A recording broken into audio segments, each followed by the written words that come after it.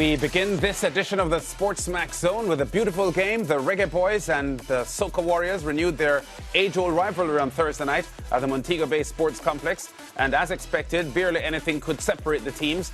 But Sule McCalla, with his first goal for Jamaica, stepped up to net the winner in the 84th minute.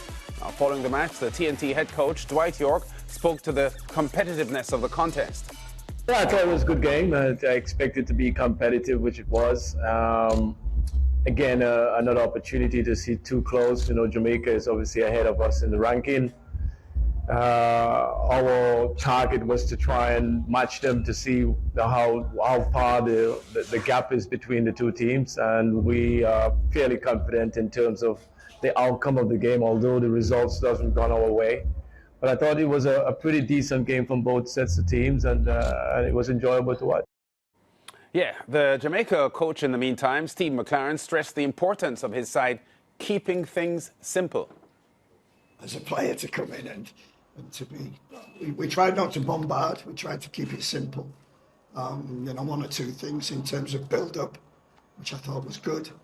In terms of pressing, rest defence, getting out, squeezing, staying compact. I thought that was very good. So what they tried to do, they did. Like a little bit more quality on the ball, quality in the final ball, quality in one-on-one situations. But I'm sure that will come because I think all the players, they were focused on winning this game. And I said, to win it, you have to play as a team. And I thought they played as a team, saw the game out and won. So joining us to review the action, two of our football analysts, Reggae Williams and Dwight Jeremiah. Lige, let me start with you. Coach McLaren sounds pretty hoarse. Was he shouting or something? No, I mean, I can't tell. I can't tell. He's a very vocal coach. He said that he lost his voice in training based on the press conference. So it looks as if he was maybe struggling to get some of his methods across. But from minute one, I saw that he was assistant coach Marian Gorin doing most of the sideline coaching. So I figured something was wrong. Maybe he was feeling ill. But, yeah, his voice was gone. So yeah, that explains it. Yeah. Dwight, your thoughts on the match overall? Because the Jamaicans and TNT teams have 4 decades contested, you know, riveting games. How did last night's game match up? Well, to tell you the truth, for much of it, too, I mean, we had some moments in it. It sort of was like a wave, and it went up and down in terms of the intensity and quality as well. I think McLaren I was sitting closer to where McLaren was, which was up in the stands as he was watching, and he would have seen pretty much what we saw in that at times, you know, it went flat. And I felt when the hometown boy came on, which was Samar Phillips, he tried to do some stuff up the tempo, put a little flair in it, and that got the crowd going for about 7 or 10 minutes. We went on a little hop, and then it sort of just went down flat again. But it wasn't say boring, but the intensity and the pace of the game was not high throughout. Yeah, I saw Ricardo smile just now because he did suggest yesterday when we were previewing the game that he didn't want to build his hopes up too much, Ricardo. Yeah, because as I said, I mean, the last time I saw these two teams play, I didn't think that the football was exciting, and similar to what Dwight was talking about in terms of the tempo. But I want to get Leger's take on it. I mean, Dwight says it wasn't boring, and I want to get an understanding of how Leger feels about what he saw last night. Yeah. Possibly, you know, I know Dwight pretty well. I'm just going to assume that he said that That's the game... Jeremiah or York? Well, Jeremiah. On this occasion, Jeremiah. So, knowing DJ as well as I do, I'm just going to assume that he doesn't think it was boring because he's a coach and he doesn't find many football games boring. Because it was very dull, and it's very surprising that it is a dull game, or the games have been a little bit dull between the two teams over the past couple of years, because the games are seen as opportunities for local-based players or players on the fringes of the squad to get into what you would suspect and call the A side, quote-unquote. So it's pretty surprising that players haven't gone out there with a very high intensity. Obviously not all of the players were playing at a low intensity, but I think obviously it's difficult to speak about the game from a tactical point of view because both coaches wouldn't have had a lot of time to imprint their tactical styles on the team. But the tactical ideas were very clear in my opinion, and maybe that made it a little bit less exciting because each team wanted to do the exact same thing, 3-2 in build-up, slow, methodical build-up, and then when a team would jump and press, then they would try and play through the lines. So as Coach McLaren mentioned, it was really when his subs came on and the wingers, especially Arboin, came on and made a big impact. And that's really when an extra energy was put into the team. But overall, I wouldn't say it's the most exciting game of football to watch, but you know, it was a good exhibition, I would say. Yeah. Coach McLaren, you were saying something, Dwight? No, I said, if I may, as well, in terms of, yeah, you could see what they were doing, and for me, there were some tactical things that you could look at. So from a coach's standpoint, he's right. You know, it wasn't, say, boring. But, you know, I take, for instance, in the first part of the game, our wingers, our wide attacking players never really got into the game, and I think TNT did fairly well in that, in staying deep and having 5 at the back at time. I felt the likes of Arboin, I heard Leger mention him. Yes, he came on and he tried the intensity, but I don't think the quality was there too in one-on-one situation. I felt more often than not he never got the better of the defender, which you want your wide attacking players to do. And I think there was something that I spoke about here that I just didn't feel like they had the right blend in the middle of the park. At least one more defensive midfield. I know Shamar Watson was in there and could have been used as well.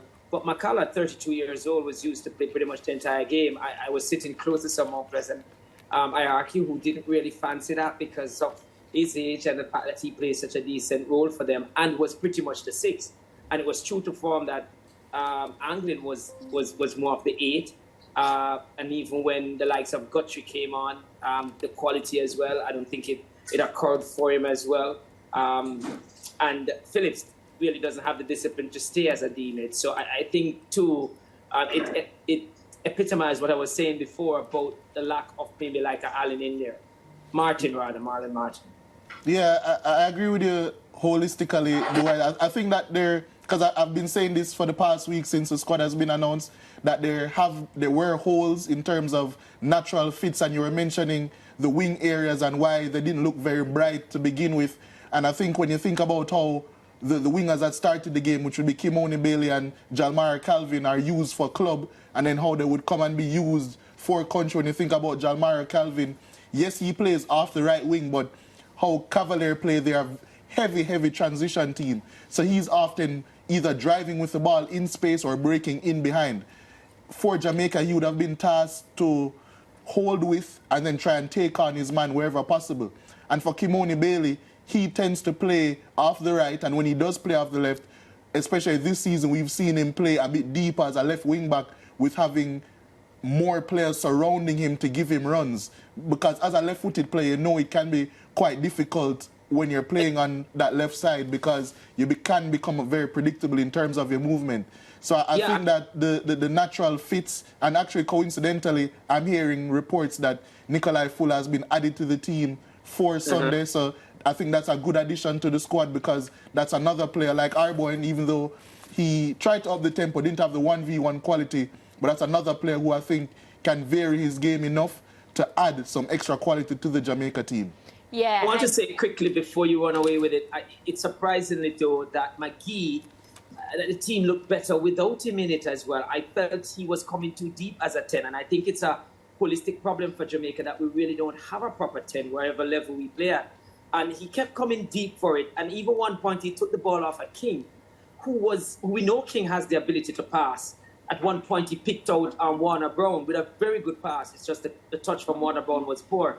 But McGee just kept coming too deep and was not influencing the game the way he should have. And even Chanel Thomas was put in the number 10 role before he was set out as the out-and-out striker in the game as well. Yeah, you know, at the end of the contest, the coach, the Jamaica coach, Steve McLaren, well, he said that the substitutes made the difference and injected life into the contest. For quite a while now, we've heard of Demario Phillips and the qualities he has. And from what I gather, he had a good game last night.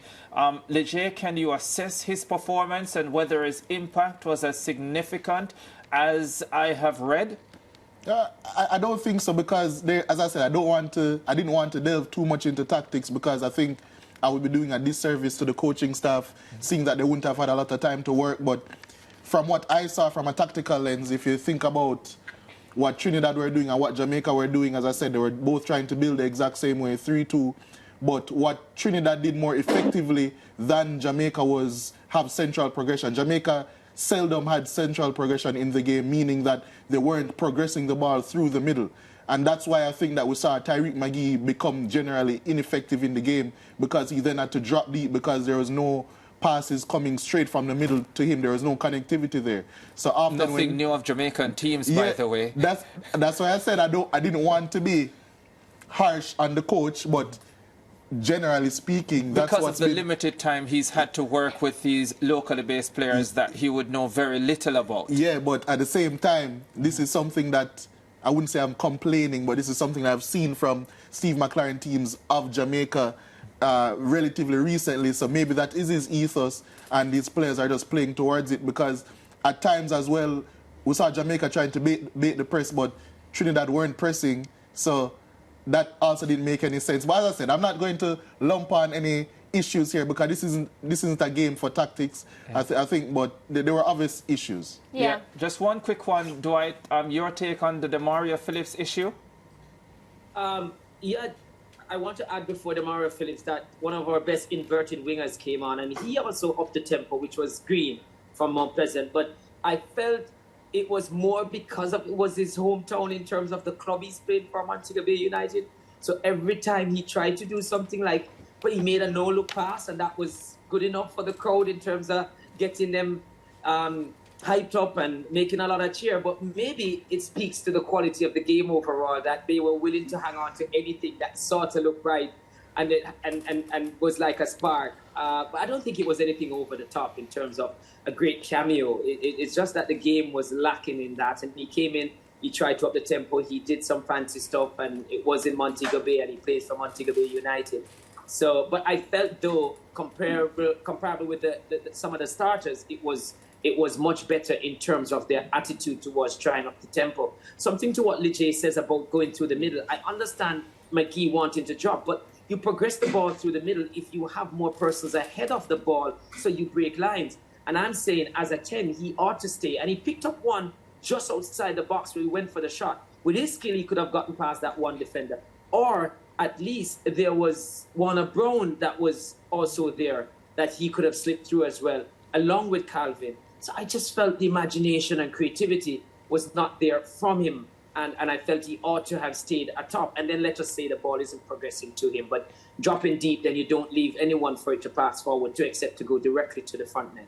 Yeah, Lijay, I want to take up an issue quickly because we spoke about this, I think, on yesterday's show relating to the Soca Warriors and the non-inclusion of Kylie Aubrey in their setup, the Cavalier man.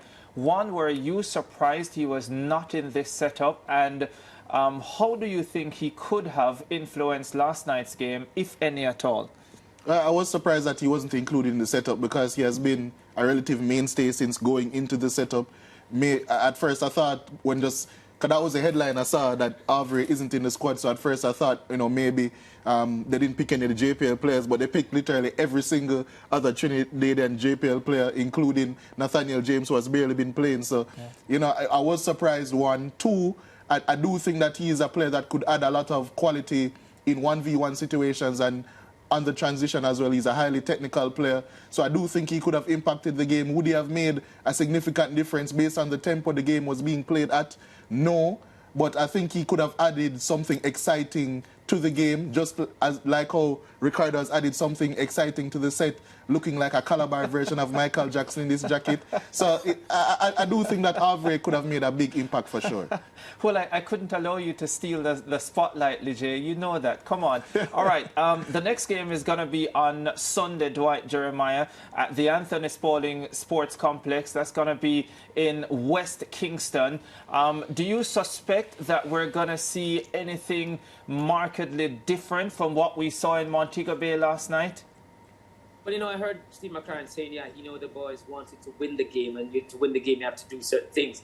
But I would expect for them as coaching staff to recognize in terms of the quality that was on display and the fact that the tempo was not as it should have been. So I'm expecting the coaching staff to stress that a bit more. And our wide attacking players just to give them the freedom to express themselves or for them to so do, because I would love for that to be the case. That is something that I'd love to see different. And for somehow we have to work out in terms of the middle of the park just to get our number 10 to play like a number 10 and try and pick passes and split defenses. And someone like Warner Brown that just scored a hat-trick, and he picked a ball up on the left side, and it was reminiscent of what he did for his hat-trick, just picked it up and ran past the one defender that was there. And he picked it up in this game, and he passed it back to McGee.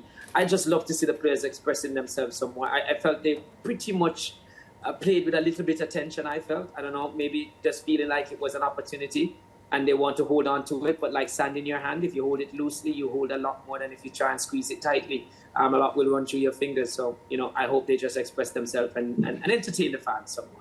Yeah, I wanted to save this one for Monday, but I'll just go ahead and ask it today. Maybe I'll come back to it on Monday as well. But was last night's game a good advert for the local players, both from Jamaica and Trinidad and Tobago, because both setups are predominantly locally based players? I would say, I did say on the zone before that this is an important game because there's been a lot of noise that there should be more local-based players, and this group would have had the opportunity to really shift the needle in their favor. If you ask me, I don't think the needle it didn't shift much at all, if any. I can say possibly didn't really go the other way either. So maybe this second game they still have a chance to make a case for themselves. But I don't think last night they pretty much improve on what was said before, or what is the opinion of many before, that maybe their level is not quite there yet. Yeah, I don't think it moved the needle whatsoever, but I think it's unfair to cast that judgment because they're playing amongst basically the level that they play through on a week-to-week basis. If you want to judge the real level of a player that's 19 years old, you don't put him in under 21 football. You put him to play with the grown men, on the biggest stages. So I think it's a bit unfair, but I don't think the needle was moved because no one really stood out to me in a significant way. Okay, Lish and Dwight, thanks for wrapping up your views on what happened in Montego Bay last night. Of course, all the football fans in TNT and Jamaica will be looking to Kingston for the return game on Sunday evening. And we will, of course, review what happens on Sunday in Monday's SportsMax Zone show. We go to break. We'll be back with more on the SportsMax Zone after this.